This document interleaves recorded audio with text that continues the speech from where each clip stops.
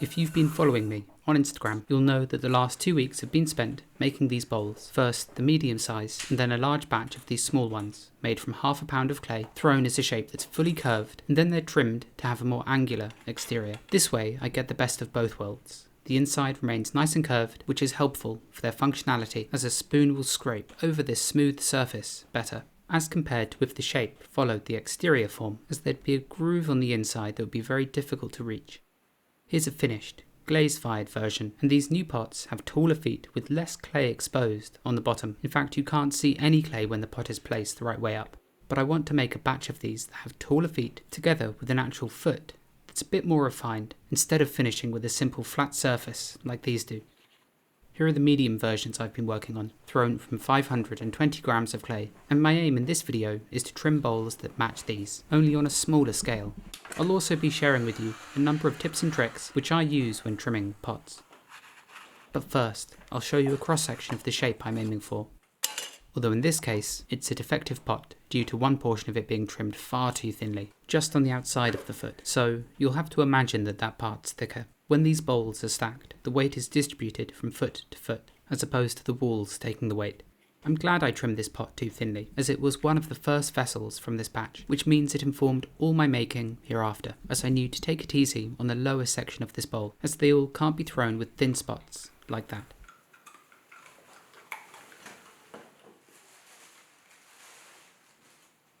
The weather's been pretty hot recently, and as these bowls are quite thinly thrown and are small objects in themselves, they'll dry out very quickly if left uncovered. So I keep them wrapped, and if I feel like things are verging on the dry side, I'll spray them lightly with water, as there's really nothing I dislike more than trying to trim work that has dried out too much. I begin by trimming the insides of these, and the easiest, most secure way I found to do that is to brush some slip onto the wheel, place the bowl onto this, and then tap center the pot firmly. And at this point, I'm focused on centering the rim of the bowl, not the foot or the walls beneath it. As I tap center, I push down with my left hand. This way I can pin the pot in place when I see that it's spinning on center, and that small amount of slight pressure stops me from over-tapping it, sending the bowl sliding across the wheel head. Now, truth be told, I often throw these bowls very quickly, and often there are slight undulations in their rims, but worry not. As long as your pot has been thrown relatively evenly, all irregularities like this can be corrected during the turning stage. If the rim of a pot is particularly bad, I flip the vessel upside down and then turn away this undulation in the base, making the foot level, which means I have to hold the tool very steadily, so I don't allow it to follow the wavering base. Instead I simply cut right through it, at which point the base can be slipped and the pot can be attached to the wheel, the undulating rim now spinning level. With the bowl centered, I slide a plastic kidney into the base of the pot to seal it against the metal wheel head. And now, as I try and shake the pot loose, you can see just how securely it's attached. 90% of the time when throwing these, the interior shape is flawless, but occasionally there are a few lumps and bumps and lines that need to be dealt with, and to fix those I simply run a sharp metal kidney over them, and for this I'll use a curved shape that matches the interior form so it can easily be run up and down the walls, the shape of one transferring onto the other. It's also at this point that if I feel the rim is slightly too thick, I'll bevel it to a finer point. I don't thin the entire wall to a razor's edge, but just the very lip. This way, visually, it gives the impression that the bowl is very light and delicate, both of which are qualities I like within my work. If I'm doing this, I'll also compress the rim with a plastic kidney, as I don't want any coarse specks of grog protruding from the lip of this pot, as this might be a vessel you drink from. For these angular bowls, I tend to start making the first straight plane on the outside at this point, as with the bowl the right way up, I can easily feel the cross-section of the wall, so I know just how thinly I can turn it, whereas when it's flipped upside down, that's information I can no longer easily gather.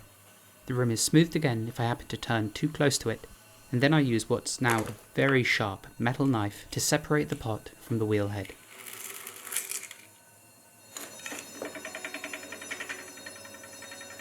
I say very sharp, as after being ground against the wheel head thousands of times, it's razor sharp at this point. The bowl is then placed upside down and it needs to be centered. And so to do this, I use the white lines on the wheel head as a guide, and I'm looking for the spot where the bowl is closest to the line. And it's this point I'm going to tap in order to move it more centrally on the wheel head. So much of this is really a visual process. I identify the point where it's most out of center, and that's where I strike. You can of course also do a lot of this simply by eye, moving it away from the white line where it lies closest. But otherwise, tapping works wonderfully. Again, the pot is pinned down with my left hand so I can push it into place when I see that the rim itself is spinning perfectly true. And that's what I'm watching, the rim. Not the base, but the lip of the pot. I know that the vessel is centered when I can see that the rim is spinning true. Even if the base isn't, I've thrown this pot with excess in the bottom so that I can turn a tool foot. And 99% of the time, this means I can trim away any irregularities that are present in the bowl's shape. Now, to begin with, I use a spinner to hold the pot down and I trim the top section of this bowl from this angle, as it's easier to see if it's straight now that the bowl is upside down. And with that part of the vessel finished, I'll now secure it in place with 3 lumps of soft clay.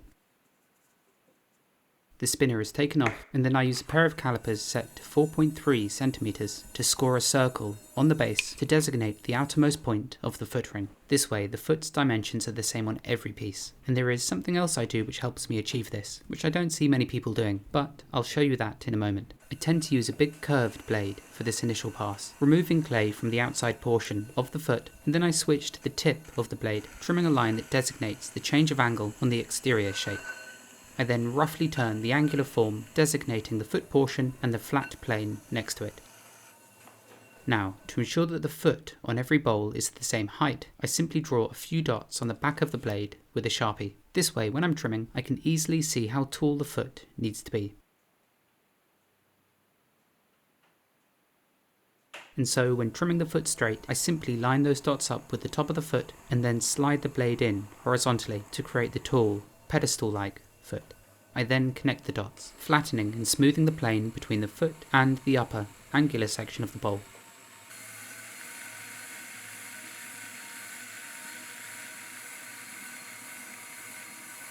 And with that, I can turn my attention to the foot of the bowl, which is arguably the hardest part to trim on these, due to how thick and deep they are.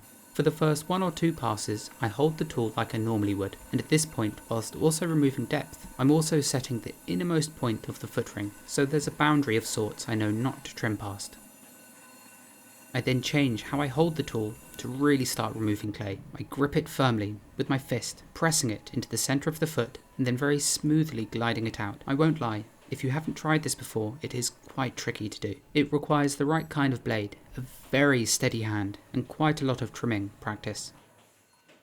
As the foot is trimmed deeper, I check the thickness of the base after each pass, pressing down on the bottom lightly with my thumb, checking for movement. I don't want the clay here to bow inward, as that can distort the interior shape, as well as creating a thin, weak base that could potentially crack as the clay dries and as it's fired. I don't mind if it moves a touch, but if it's so thin that it sags inward without you even pressing it, then I'm afraid that pot's a goner. Now, another issue you might run into is a foot like this, that's thicker on one side than the other, which is made all the more clear when it spins around like this. To fix this, I tend to come in from above, holding the blade really firmly and lowering the blade down on the section that's thicker as it spins around. This should get rid of the worst fit, but it's so incredibly easy to make a mistake when doing this, as the one thing you can't do is let the clay's movement influence the blade, as if that happens, generally the undulation just gets worse and worse, as the blade bounces around following the wavering material. Instead, the turning tool has to be held with such strength that you turn through this uneven section, taking it back to a point where it spins without any movement. I want the feet of these bowls to have a small beveled edge on the outermost portion of the foot ring, with the very bottom turned flat. This is the part I'll be stamping with my maker's mark. With beveled sides like this, it'll create a point of contact that's less likely to chip as the bowl is placed down onto a surface, as compared to the previous iteration of these bowls, which had a very simple flat bottom and sharp corners that are much more likely to be chipped and damaged. At this point though, when I'm trimming, all of this is of course upside down, but this is the approximate shape I want to make. So, with the outer portion of the foot defined, this is how trimming with that firm fist grip looks from the inside. In the middle I dig the tool into the clay and then I just slide that out horizontally. And what you really need to take care about when doing this is watching the top portion of the blade, as if this catches on the foot, it can tear a chunk out of it. So ultimately this is why I grip the tool so tightly, as at this stage if the tool catches, or if you let the blade be influenced by the clay's movement, it can have disastrous results. With the depth trimmed out, I burnish the top 3 facets that make up the top of the foot ring, as this will be the only exposed clay on the vessel once fired. And then I carefully stamp this portion with my maker's mark, and as I do, you'll notice that I'm pinching the foot. This prevents the clay from splaying outwards too much, as my maker's mark is pressed into the still relatively soft leather hard clay. I do one last bit of burnishing, and that's one bowl finished.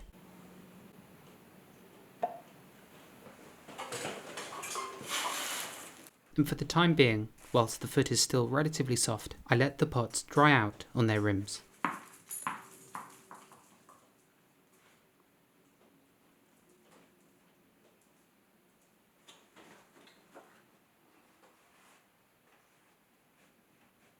These are definitely more time-consuming pots to trim, as compared to the previous small bowls I made, which were thrown with the same weight but had a simple curve to them and a much smaller foot. But these, despite the added time and complexity, are worth creating. They feel more unique in a way, and more in line with the rest of my body of work, and the more I make, the faster I'll get. And arguably the throne shape is a bit more simple to make, as the walls don't overhang quite so much. But this process of hollowing out the foot is certainly trickier. Some potters, if they're making bowls with tool feet, will throw them. They attach a coil of clay onto the trimmed base and then throw it up into a foot like this. But I personally prefer doing it this way round, as there's basically zero chance a crack can form in between the foot and the bowl, and I'm equally sure I wouldn't be able to make a shape that's this refined during the throwing stage. So either way I'd have to wait for it to turn leather hard to then trim it, which just adds far too many steps for my liking. This is the smallest maker's mark I've carved. I made it from a block of porcelain, and I've actually previously made a video that shows that entire process, a link to which I'll leave on screen now and in the description below. But I think if I'm going to keep making these bowls, I need to make an even smaller stamp, as there is some overlap between the mark and the facets either side of it, which require a bit of finessing towards the end. This isn't a bad thing, I guess, as by slightly compressing the very sharp edges, it means, once again, they'll be less likely to chip. And as these are bowls thrown from a high iron body, which are reduction fired, they are more brittle and are therefore more susceptible to being chipped. All of the scraps from the trimming process are tossed into this bucket that lies directly to the left of my wheel. Even during the trimming stage, when I'm carving out bigger discs of clay from inside the footwell, I simply chuck them straight into here. This way my wheel's tray doesn't fill up too much. I throw these pots quickly and lift them off quite roughly, digging my fingertips into the excess clay around the base, prying them off and setting them onto a wearboard. This means that on the whole, they are quite wobbly, undulating pots, but it's remarkable how much of a change they can undergo through this trimming process. And ultimately you need to remember that any small irregularity, like the wavering rim of this bowl, is exaggerated greatly by the fact that it's spinning around quite quickly. As soon as it comes off the wheel or is in your hand, you simply can't see it. And with enough practice trimming, you can take pots that are really thrown quite badly and turn them into vessels that are the opposite of that. Trimming, in my opinion, isn't a skill to be scoffed at. It shouldn't be used as a crutch to save pots that are badly made. Yes, you can do that, but if you are interested in making highly angular pots, vessels that are light and sharp and delicate, it's often easier to achieve those qualities at the leather hard stage. As many of the shapes I make, I simply wouldn't be able to throw accurately time and time again to this degree if I was using soft clay. And it's interesting how in different cultures, trimming is perceived differently. In Korea and China, it's something that's done a lot. Potters take pride in it, and it's a real part of the process. Whereas here in the UK, everything had to be done at the throwing stage, with minimal turning. Pots were to be made quickly and roughly, as making pots by hand to a finer aesthetic and style like this simply wasn't something we really did. Now, the last thing I'll do, not for every pot, but if I feel like its opening is slightly oval, or that it's been distorted through the trimming process, then I'll slot a larger round bowl into the opening and twist it a few times. This should correct any asymmetry in the rim, but please don't do this if the clay of the bowl is still relatively soft, as doing so will just cause the clay to splay outward, the bowl becoming wider. Now, the last thing with these bowls is something I'm not really sure about, so it's a question to you, really. I never know whether it's better to dry these pots upside down or the right way up. For the first 24 hours or so, I tend to leave them upside down under plastic, like this. Does this keep the rim rounder, or does this cause the rim to distort as it dries, as it can't shrink evenly perhaps on the wooden surface? Or is it better to dry them the right way up, with the rim up in the air, able to shrink evenly all the way around, and without anything touching it that could cause it to catch and warp? But I guess the same thing will happen to the foot, although for most of these I do trim these slightly thicker than the rim, so they should be stronger. I suppose what I should really do the next time I make these is dry half one way up and half the other way, and once they're bisque-fired and glaze-fired I can compare the two batches, but that sounds like a lot of effort. But maybe some of you will have some experience with this, and I'd love to hear your thoughts and ideas on the subject. I hope you found the tips and tricks in this video helpful. Maybe there's a few things you haven't seen before. I always find I learn the most when I watch other potters make pots, and I genuinely really miss the days back in college when we had experienced potters come in a couple of times throughout the year to show us their way of making pottery. Thank you so much for taking your time to watch, and as always, I'll see you next time.